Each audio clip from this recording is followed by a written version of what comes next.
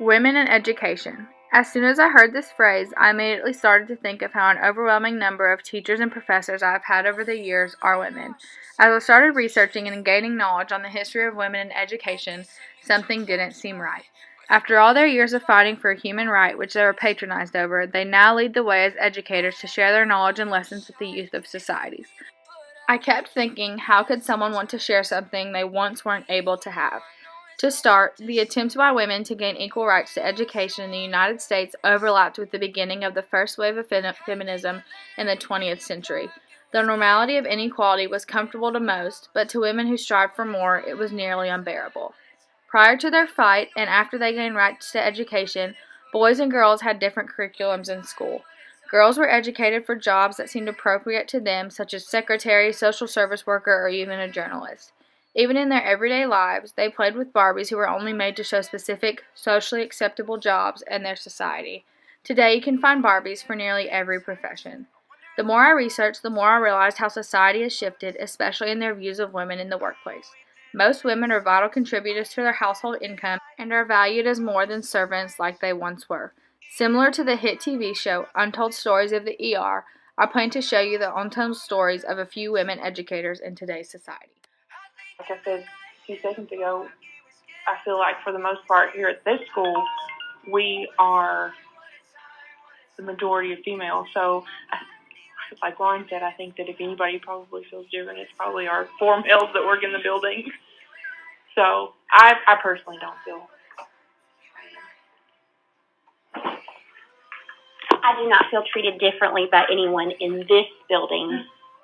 However, I have been treated differently by people outside of this building that come in to help in this building with things like maintenance issues in the district. I don't personally feel like there's any difference in the connection. I mean, I think the male teachers in our building work just as hard as we do to find that personal connection between students and teachers. I 100% agree with that. I think, especially where like all of the activity teachers are all female, so I think that may make a difference as well.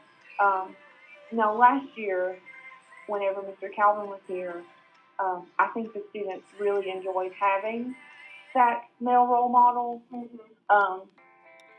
So I feel like they enjoyed his class more so, but I don't feel like it's because they did not enjoy going to the other activities. If that makes sense.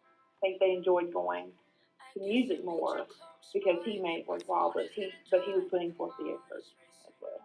Yeah, so I think it helps having male teachers for those students who don't have male figures in their life. I think it helps them with more discipline.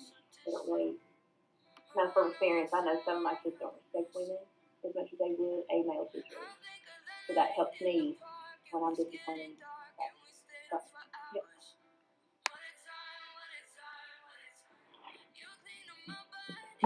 Having a big heart and being intrinsically motivated and dedicated to your profession, taking pride in your work, wanting to better the lives of the children you're around, the people you're around on an everyday basis.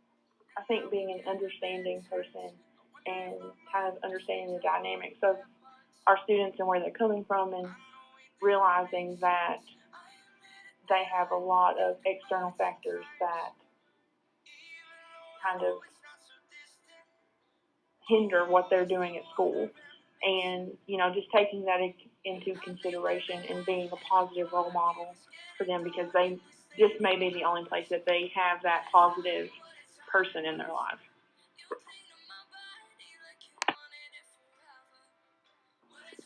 No, but I also think that's my personality. I wouldn't really know if somebody would. So I really don't allow people to look down on me like I'm like, no. Right. No, I don't have time for that. Right. No, I would say no, I haven't. But like they said, I would not allow that in where I work. So or ever in my life. Yes. I agree with everybody. Same. I concur, yeah. I don't personally feel like I've had to work harder because of my gender. I think that I work harder because that's my personality. I think that we are probably all very similar, and we all work hard regardless, but I don't think that has been an issue in the time. I don't feel like that's been an issue here, but Here, right. But I feel like if I were to work in, maybe a high school setting, Yeah, that's what I or, was thinking. something like that, I think that maybe so, but not here. I personally have never felt it, but I think it probably has something to do with, again, my personality and the environment. I think where having work. a very strong female principal has definitely, made that a lot easier for all of us, at least. I can't say that it's not an issue elsewhere, probably even within our district, but I think we have a pretty strong culture and environment here in our building, and that probably helps a lot. Through my research and interviews with multiple women educators, I found that women are portrayed as fragile and dependent on others, which is definitely not the case. Trailblazing women were required to start this educational reform decades ago, but each day when these teachers step into the classroom, they are ready for a new battle. They have found confidence in themselves and push each other to be better. They have come together to not only better themselves, but to form a community where they strengthen and empower each other. This is the definition of trailblazing women.